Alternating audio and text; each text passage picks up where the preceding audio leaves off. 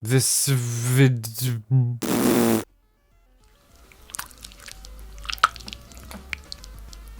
Oh, you like your peanut butter, don't you, Mortimer?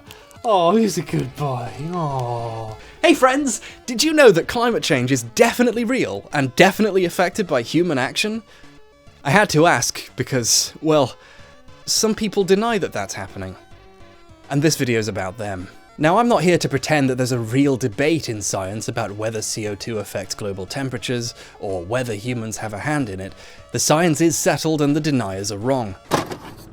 Oh yeah, call them deniers to make them look bad. That's a classic straw man argument. They're not denying climate change, they're just skeptical that it's happening.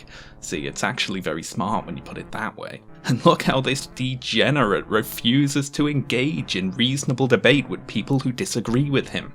That's not rational at all. How can the issue be settled if you haven't debunked your opponent's points? Look mate, I hate to be dogmatic, but I think any reasonable analysis of climate deniers has to contend with the extreme deficit of actual facts on the side of people who claim to be the ones who know the facts better than the actual researchers. When someone specifically positions themselves as pro-science and fetishizes the idea of reason, the fact they're being unreasonable is something that needs to be brought up. We're gonna get into it, but if someone's evidence is so poor that even me, a gaming YouTuber who got peanut butter in his ear when he was setting up the first shot for this video, can see the holes in it, then something's really gone wrong here. So in this video, we're gonna look at some prominent climate deniers, what they have to say, why what they say is clearly wrong, why they seem to believe it anyway, how people get to be climate deniers, and what we can do to make there be less of them.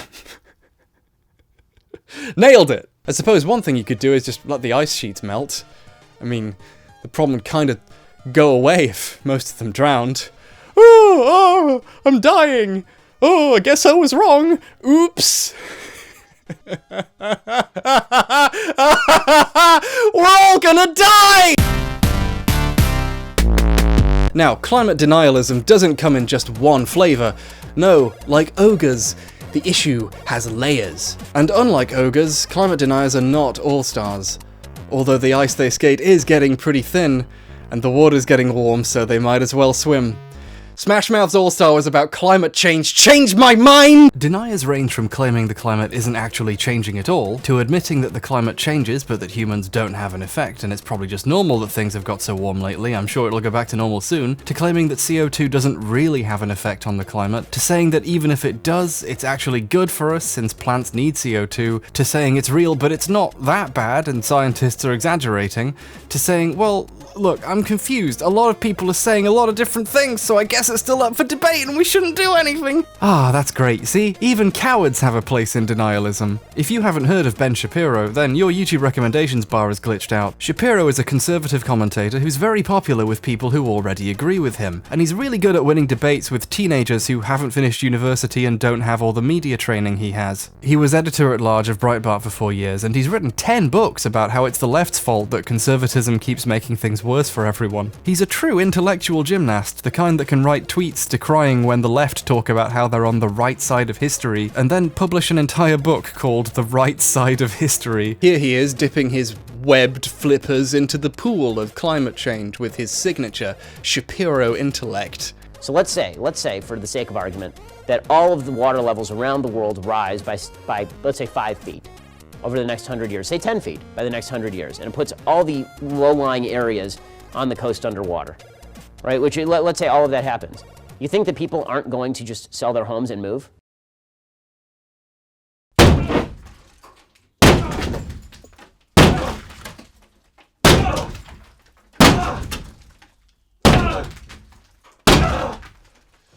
Just one small problem! Sell their houses to who, Ben? Fucking Aquaman!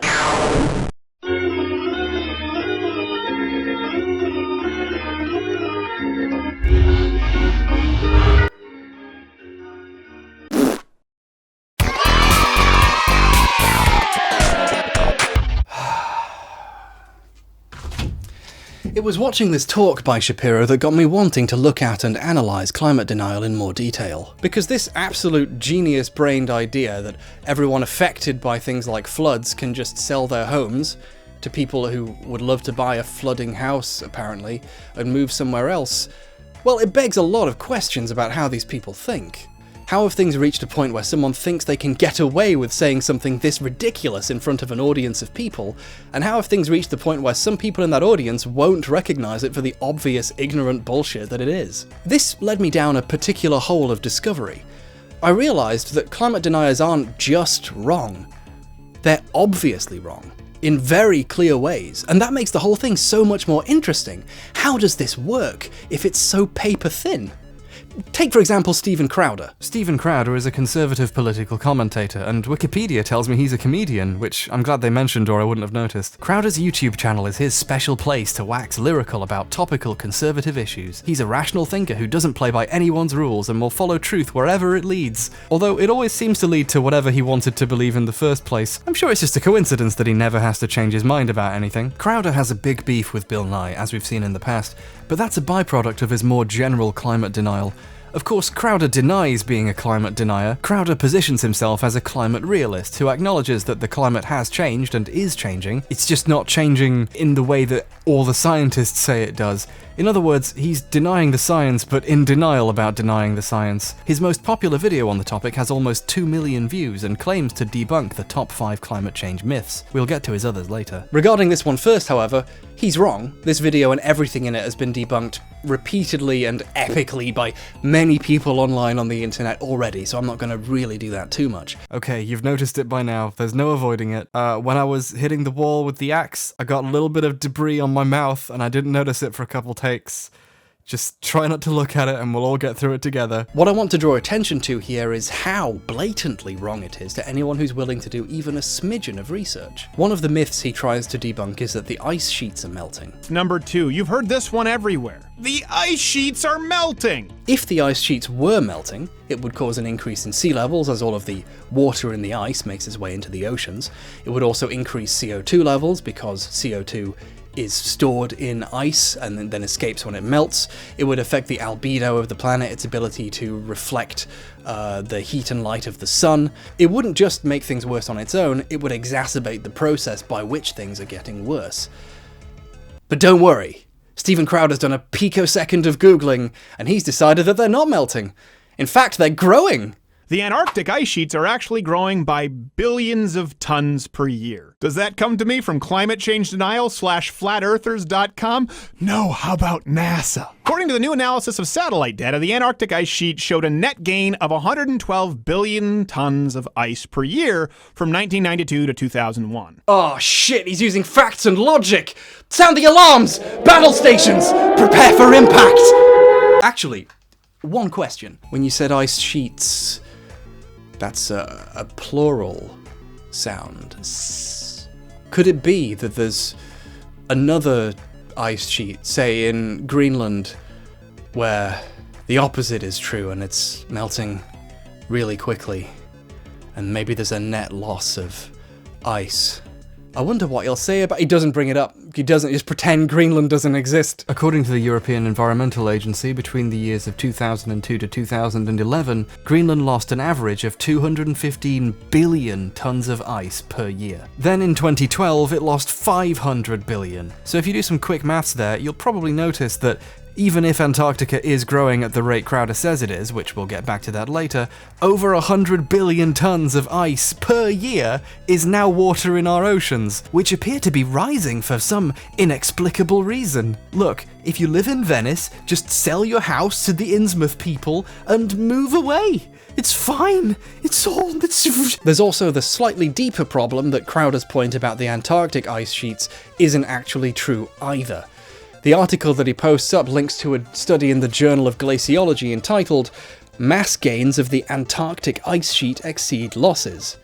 Note that it says Antarctic ice sheet, because it's talking about the Antarctic ice sheet on its own, and not the one in Greenland, which is melting. The study was focused on a specific part of East Antarctica, which most climatologists agree is growing. The question has been how much, and whether this offsets the overall losses in West Antarctica, which is melting, and whether Antarctica overall is losing or gaining ice. Linked in the description is a really interesting breakdown by Shannon Hall for Scientific American, no Paul, not the blog section, an actual article exploring why other climatologists disagree with this particular study's findings. The study calculated the height of glaciers using methods which other scientists have argued is less accurate than other available ones, which presents a danger of the results having been thrown off. And furthermore, the study assumes that the height increase is all ice, whereas others would contend it is largely or partly snowfall, which is a whole lot less water. Other studies using different techniques conclude a much smaller increase, which means the net change in ice in Antarctica would be a loss and not a gain in ice. In other words, Crowder found basically the one study that contends that the mass gain exceeds the losses elsewhere in Antarctica, not net in terms of all the ice sheets, just in Antarctica, and went, oh, that's it, that's the one proof. But tons of people disagree about this, and they have pretty good reasons to. I highly recommend you read the article for yourself, or, I mean, you could even read more than one thing before coming to a conclusion. I could spend an hour on this paper, and maybe one day I will, let me know in the comments. But we're pressed for time, so I will point out that the main author of that paper is not just NASA. How about NASA? More than NASA work on things individual people with names do. The main author of the paper, Jay Zwally, was interviewed in the Scientific American, and he had this to say. I'm actually going to read this in voiceover because I forgot to write it in my notes. When our paper came out, I was very careful to emphasize that this is in no way contradictory to the findings of the IPCC report or conclusions that climate change is a serious problem that we need to do something about. Even if Zwally's paper is 100% accurate, which many of his associates have reasonable reasons to say is not correct, but even if, we're still net losing far more ice through the other sheets, and the author of the paper believes that climate change is in fact happening, he just thinks it hasn't started happening in Antarctica yet. And that actually does make some sense. The last thing to start melting would be the coldest place in the world, right? I just realised that I don't know if it's actually the coldest place. Pretend I said one of the most coldest places. Oh, I'm gonna weasel my way out of all of my mistakes. Oh, I learned it from watching you, Stephen! Crowder's website is just full of this shit. The website is largely very short articles about how AOC is a demon, or healthcare is communism, or women's bodily autonomy is basically the Boxer Rebellion, usually ending in links to whatever video he did lately that's tangentially related to the subject. The articles themselves are authored by the site's editor, Courtney Kirchhoff. I hope it's not Kirchhoff. I could check how to pronounce her name, you know, do basic research, but I feel in the spirit of things I should just not fucking bother. One particular article that interests me is this one from March this year. Climate change fail! Melting glacier is growing again! The article is the usual waffle about how everything's always changing and therefore climate change isn't a threat or something, but the point it's dancing around is that a glacier that has been melting in the past is currently growing. Then there's another couple paragraphs of needless editorializing about how this proves there's nothing wrong with the climate, claiming that the melting was caused by human action is wrong because it's not melting anymore, weird pontificating about big government wanting to control people's lives, and a gif from Zoolander. In other words, it's the most educated piece of conservative journalism I've seen all year. Hey, H-Bomber Guy here.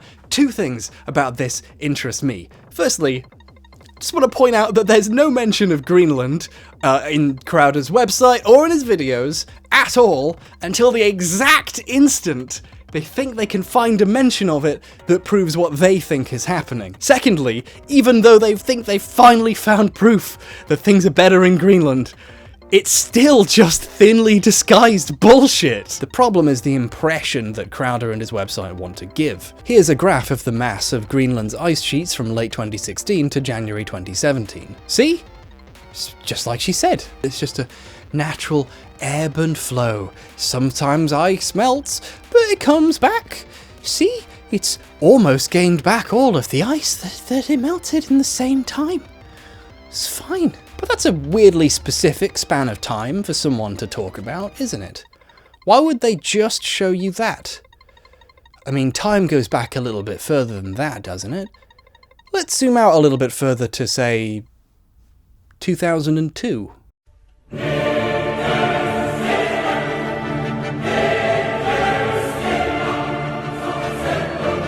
Oh, I forgot! These people are fucking liars! Ice sheets regaining mass in the colder parts of the year isn't unexpected and is in fact part of the process. Unfortunately, not all the melted ice comes back. The news piece is about one glacier doing better than expected, but this doesn't offset the clear general trend. If you were to draw a line here and pretend you'd found evidence the sheets were growing back as fast as they'd been melting, you would be doing a lie. Courtney is doing a version of that, while also pretending one glacier disproves a wider trend that's been documented for decades. The glacier is growing about as quickly as it was shrinking. Oh my god, the word about is doing some fucking legwork there, isn't it, Courtney? Every single time it's documented that an ice sheet or a glacier actually gains in size, there's always a conservative or some blogger willing to point at it and go, look, that proves there's not a problem. Look at this and only this. The science was lies. When the point isn't that sometimes there's more ice than there was before, or sometimes some of it comes back. The point is that, on the whole, there's less of it. We're losing more than we're gaining. One glacier is not an entire ice sheet. It's not unexpected that ice sheets grow, and the clock on how big ice sheets used to be didn't start 6 months ago. If everything's proceeding as normal, where did all this fucking water come from, Courtney? So, here's the thing. Let's think about this now. Crowder was wrong for a variety of reasons, one of which was so simple that all you had to do was point out that there's more than one ice sheet. The one on his website is debunked by zooming out on a graph. Nothing I've pointed out here is special or unique. Like I said, this stuff is obvious to anyone who's willing to read a paper for themselves or do almost any kind of critical thinking or fact-checking. What I want to draw attention to here is this obviousness itself. Because if Crowder cares about science and facts and reason and truth, etc., blah blah blah, how did Crowder miss this? I think it would be a mistake to interpret this as pure ignorance. A much better explanation is that Crowder's business model has nothing to do with finding the truth or rational discourse or raising anyone's consciousness. His business model is about serving a demographic of conservative people who already feel a certain way about the world, and the product he's selling is ideology. Crowder's work isn't about having a real debate or debunking the science. It's making an audience that thinks climate change is fake feel like they have a good reason to believe that. Crowder's audience is people who want their pre-existing beliefs validated. They don't actually want the truth. They want to feel like what they already think is the truth. And this, it turns out, is a profitable business model. Not just in terms of the ad revenue from the views you'll get when you're telling an audience what they want to be told and how smart they are for wanting to be told it, but also in terms of merchandising. Crowder doesn't sell brain pills, yet he sells a mug to drink them out of. You know what's genius as well? You can't actually just fucking buy the mug, like on his store. No, his store's just, the fucking shittest merch ever. We had to discount the socialism baby onesie. Our warehouse is full of onesies that no one would ever buy. If you want to get into Crowder's #mug club, Crowder does a daily show for Blaze TV, basically Netflix for conservatives, and they charge a subscription of $99 a year. But if you do it through Crowder's website, they send you this mug. Made in China. So, the mug costs $99. You can't actually buy the mug. You cannot buy the mug.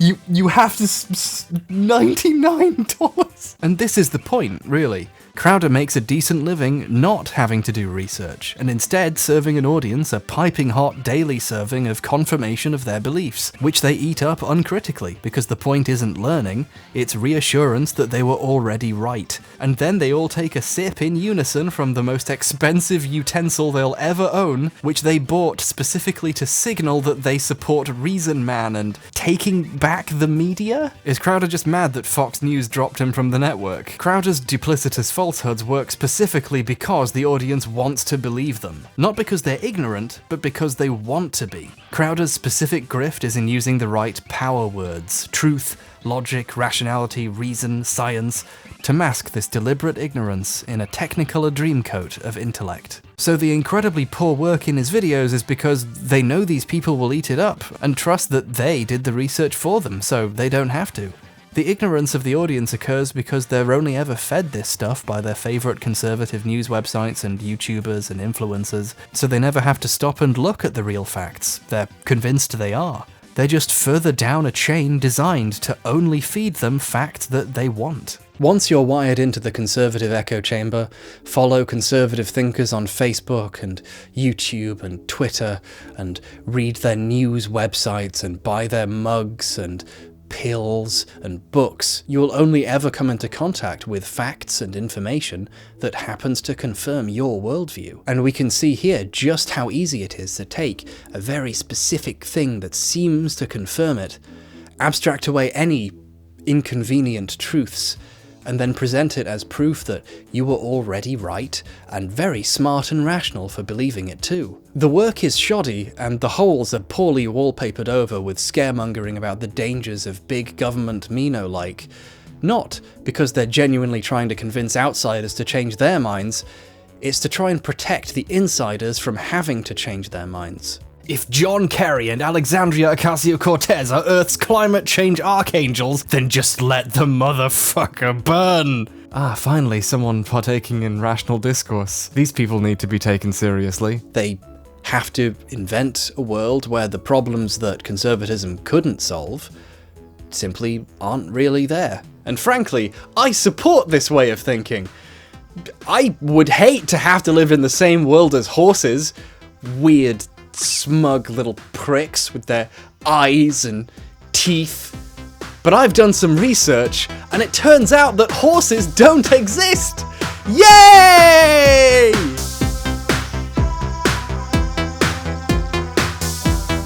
Goodbye, horses. You don't exist at all. No more horses. My ideology. Man, the scale of the problem is so big, isn't it? I can see why the climatologists I know try not to bring the topic up too much in conversation. It's just depressing, especially if you agree with them, isn't it? Thinking about the scope of the problem. A lot of sweeping changes will have to be made very quickly on a large scale, or we'll be stuck in an uphill battle against the climate in the future.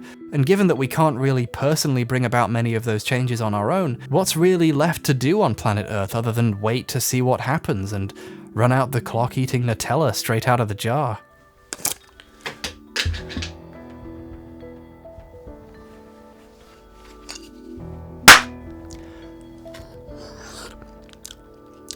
Well, you could do that.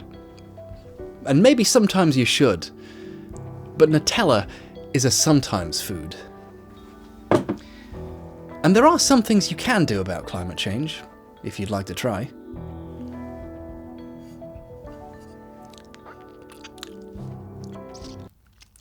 I'm cleaning it. I don't want to get it on my hands later if I pick it up again. Linked in the description is a great video by Simon Clark, a science YouTuber getting a PhD in climate physics, talking about what we ought to be looking into to deal with climate change. His suggestions take place on the level of what sources we use for power and changes in legislation of businesses whose actions directly affect the climate. I think this is important to recognize because I find a lot of people tend to embrace more personal solutions, like driving a more efficient car or using public transport or going vegan and so on, and it has to be acknowledged that these personal choices aren't the primary driver of climate problems in the first place. The wider policies are. It's very easy to give in to the idea that the solution lies in you reducing your personal emissions to create a sense of control and doing your part for this big and scary thing, but that effort maybe ought to be spent fighting to get the big things done, getting people thinking and providing support for meaningful changes. Basically, just don't make it personal. Climate change isn't your fault.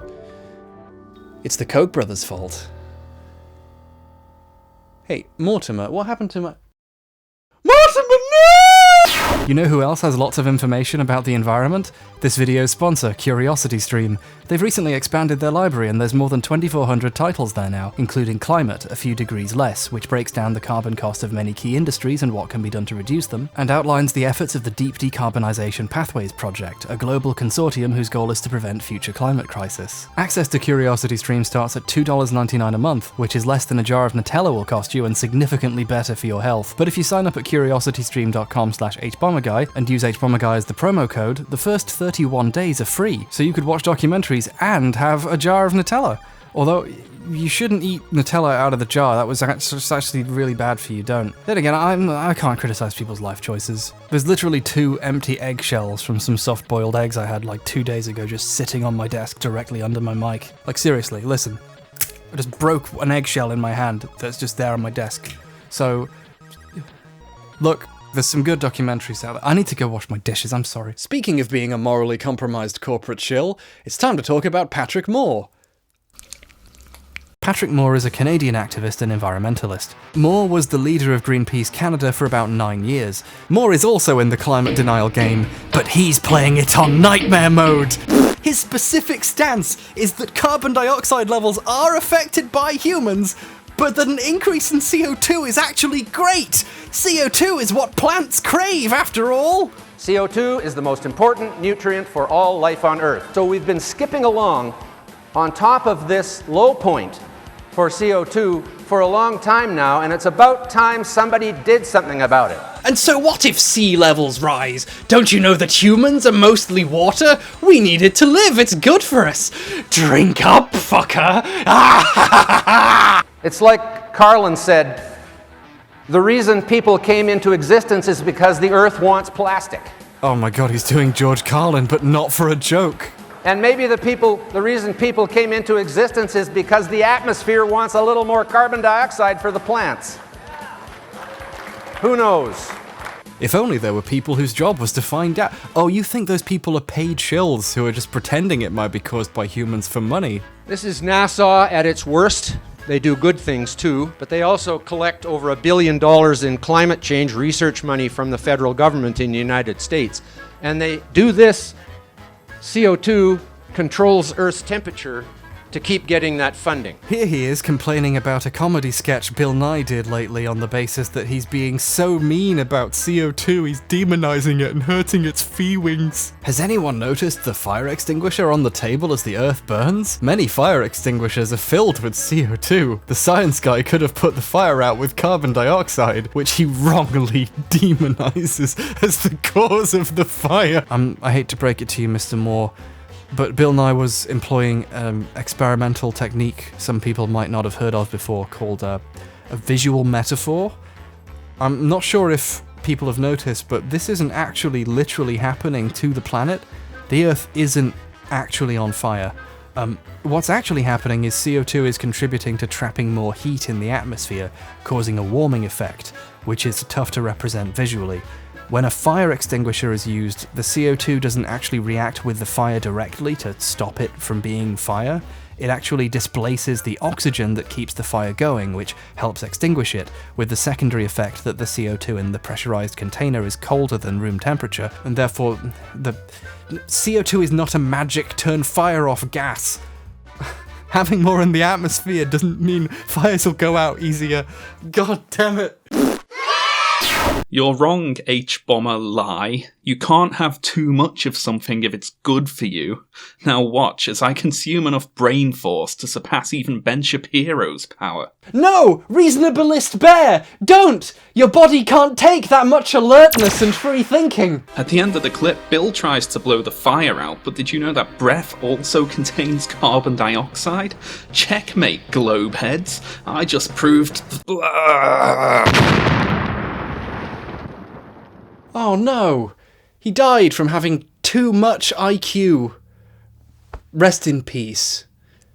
If you didn't like that character, he's dead, he's gone now. Since quitting Greenpeace over differences in policy, and Greenpeace have done everything they can to distance themselves from him since he left, Moore has become a consultant for businesses that get a bad rap from environmental organisations. As a former higher-up at Greenpeace, Moore's a great catch for these industries. It's a compelling narrative. Here's someone who really did care about the planet, but he's come out against the people who say we're being unethical and saying that actually we're good, so we must be. Steven Crowder's second and third most popular videos about the climate are interviews with Moore. He's also gone on PragerU as well to list off his regular talking points, but in an even more stilted manner. I think something's wrong with PragerU's teleprompter. This keeps happening when people go on.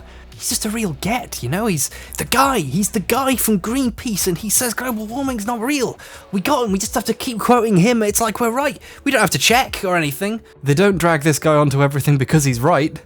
because he's not. They drag him on because they can say Greenpeace founder debunks climate in their video titles, and everyone who wants to believe this can go, oh, well, that sounds about right, and, you know, not actually check what he's saying or anything, which is all wrong. Basically everything he says about the climate can be debunked if you question it, but no one watching this is going to, are they? They think these people have already done it for them. Moore positions himself as the sensible environmentalist. You know, not like those senseless ones that accept the science and for some reason think we should do something about it. I suppose it is sensible, in one sense of the word, to take money from big companies to try to rehabilitate their image. I'm sure the Koch brothers pay very well. I hate to sound like I'm beating a dead dog here, but I wasn't joking when I said that. This talk here is at the Heartland Institute, a conservative and libertarian think tank dedicated mostly to opposing the scientific outlook on climate change. It receives a very large portion of its funding from the Koch Foundation, an organization founded and run by the Koch brothers, two incredibly wealthy ultra-billionaire oil barons who have spent literally decades spreading this kind of misinformation. It's almost as if this whole thing is just a bunch of rich people trying to hold on to their money by paying to spread lies. By the way, they're one of the main donors to PragerU and the Rubin Report. What a surprise. It's actually pretty clear why Moore's imagination immediately goes to being paid to support a scientific conclusion. After all, that is what he's doing. Patrick Moore's denialism is wrong, and obviously wrong, because of course it is, and his corporate cheerleading is just immoral, but he goes one step further sometimes in a way that I find special. You see, with denialism and with general anti-science fakery, there's a line that you can't cross. There's a reason why a lot of these people say things like, oh, well, you know, I'm not an expert, but... So here's my take on the climate change issue. On the climate change issue, I'm not going to pretend that I'm an expert in reading the studies. Don't worry, Ben, you didn't have to volunteer that information, it was already obvious. This tacit admission of potential ignorance is an important part of the trickery, because if you claimed to actually know what you were talking about, it would become crystal clear you were deliberately lying when it turned out you were so obviously wrong. But if you say you're an amateur, there's deniability. If Shapiro says something wrong, well, like he said, he hadn't looked that hard into it, and he's not an expert, so for all you know, he wasn't lying. My purpose here is not at all to pretend to be a scientist, but to get you, the viewer, to think about real science. I'm not pretending to be a scientist. I just want you to have a think about the one and only one piece of evidence I'm going to show you. With bullshit, even with ridiculous bullshit, even with obvious lies, there is a line. I'm establishing this because, in 2014, Patrick Moore tripped on his own dick and fell all the way through the line and onto a live rail and electrocuted himself. Metaphorically, of course. I'm sure a lot of you know what I'm referring to here. It's the thing Patrick Moore is known for more than anything now. I'm referring, of course, to the weed killer incident. Okay, so some background here. There's a product called Roundup, which was originally produced by Monsanto but has later been acquired by Bayer. It's based on a chemical called glyphosate, a chemical Monsanto discovered and patented, and it's the most used herbicide in the United States, and on the planet for that matter. However, there is some evidence that Roundup causes cancer if you come into heavy, repeated contact with it. There isn't evidence, to my knowledge, that crops treated with it become dangerous to eat, or that limited domestic use is dangerous in this regard, but farmers who use it in large amounts and other agricultural workers like groundskeepers have an increased likelihood to be diagnosed with non-Hodgkin's lymphoma, a form of blood cancer. Roundup's current owners, Bayer, have recently been ordered to pay billions of dollars in damages after it was found Roundup had failed to inform customers of the potential risks of using their product. Over 300 more federal lawsuits have been filed, and Costco recently discontinued selling Roundup. It was also banned in France in January. While all of these allegations were happening, French journalist Paul Moreira asked Moore about the safety and potential risks of glyphosate, and Moore, in an attempt to defend the herbicide, said this. I do not believe that glyphosate in Argentina is causing increases in cancer. You can drink a whole quart of it and it won't hurt you. Now, obviously you shouldn't drink weed killer. This was either a mistake or a lie, but Moreira had a sense of humor and asked him if he would like to drink some. You want to drink some? We have some here. I'd be happy to, actually. But then, click! You can see it in his eyes. You can see him realize he's taken the lie to support the big corporation a bit too far, and he just said he'd be happy to drink weed killer. What follows is, I feel, one of the most informative clips about the ideology that underpins denialism in history. I'd be happy to, actually, but not really, but Not really? I know it wouldn't hurt I mean, me. if you say so, I have some glyphosate. No, I'm not stupid. Ah, okay, so you No, but I know so that it's dangerous, I right? know. No, people try to commit suicide with it and fail let's fairly regularly. Tell the truth. It's not dangerous to humans. No, it's not. So you're ready to drink one glass of No, glyphosate? I'm not an idiot. This is a funny clip and it was shared widely when it happened. Although Moore is often credited as a Monsanto lobbyist, which isn't true, a Monsanto spokesperson denies him ever having been a paid lobbyist. But his cheerleading for a big company, and his being mistaken for a lobbyist, is unsurprising when, in the almost 30 years since he left Greenpeace, he makes his living lobbying for companies like Monsanto and leveraging his former Greenpeace status. I mean, he named his company Green Spirit, for Sobek's sake. But this clip makes it clearer than anywhere else that beneath the veneer of just being skeptical of the scientists and their agendas lies people whose job is not at all related to finding or sharing the truth. Moore realised he'd fucked up and immediately fled the interview. Think about the disconnect as he flicked between his defence of a company's product, claiming it was safe to drink and he'd be happy to, and his rational brain, the brain that actually knows the truth, his understanding that drinking it might actually be really bad, and he shouldn't take that risk. But he accidentally took that extra step, said he would be happy to, and now has to argue that he would love to drink some, but he won't because he's not stupid. Climate denialism isn't just a bunch of people who are wrong. It's a bunch of people being paid to be wrong on purpose, to deliberately spread doubt of the truth, mislead the people who are honestly trying to be skeptical, and confirm the beliefs of the ignorant who want to pretend they're skeptical, and ultimately this contributes to perpetuating the profits of a few rich individuals who do not want to be made to reduce their profits or risk being held accountable for the effect their profiteering is having on the world we live on, at the expense of that world. To pretend that there is a real, legitimate, non-astroturfed debate about whether climate change is caused by humans and represents a potential threat is to give in to propaganda from people who are lying and know they're lying and are so used to lying that they will tell you it's safe to drink a weed killer that might be giving the farmers who work with it cancer. They will tell you that being alarmed about a credible threat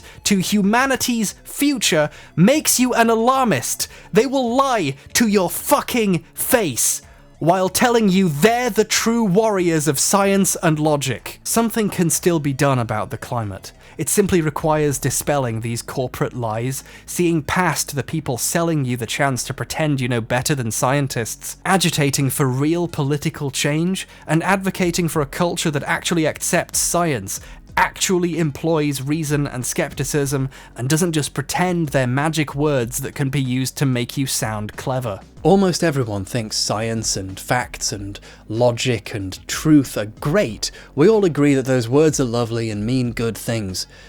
The problem is, a lot of people set out to prove those things are on their side, instead of following those things where they lead. It's very easy to be misled by rhetoric into thinking that one idea is more reasonable than another, and it's even easier to find someone who's willing to tell you that what you think right now is already the reasonable thing. That doesn't make you actually right, though. I'm not a very smart person, and this isn't a self-deprecating joke I'm doing here. Everyone who thinks Dark Souls 2 is bad can attest to this already. I remember once I went to mail a letter and accidentally put the sunglasses in my other hand into the mailbox, and I just tried to quietly erase the memory of watching the sunglasses fade out of view and then drop from my hands as at the very last moment my brain went, hang on. I'm saying this because while humans can be very smart about some things in specific, sometimes humans are, in general, very bad about a lot of things. It's very easy to look at a horizon and say, well, it looks flat to me, or to discount the work of scientists because, well, it just looks a different way to you. And it's very easy to dismiss anyone who might be an authority on an issue as, well, an argument from authority. After all, a PhD is just a piece of paper. It doesn't necessarily mean what that person says is right. And you would be right to assume that.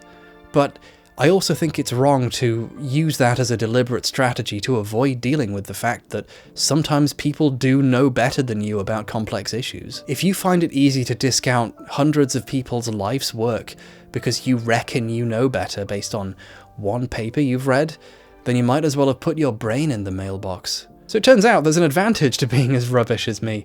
It means you have to put effort into learning things and develop a respect and appreciation for the people who put so much time into learning something, and an understanding that maybe they do know more than you. When I find myself disagreeing with the conclusions of a scientist, I ask myself what they might know that I don't, and go look for that and see if that changes my mind. And when I find a scientist that I happen to find agreeable, I immediately think, well, if they think like I do, then, well, something's up. Let's see what the others have to say and why they might think they're wrong and what their reasons are. The true test of skepticism isn't in finding ways to debunk your opponents or change anyone else's mind. It's in finding ways to understand when you are wrong and learn to change your mind. Sometimes that's easier than others. For example, in this instance, a lot of people who currently deny climate change can freely admit that they were lied to. They were misled by people who only showed them facts that appeared to confirm their beliefs.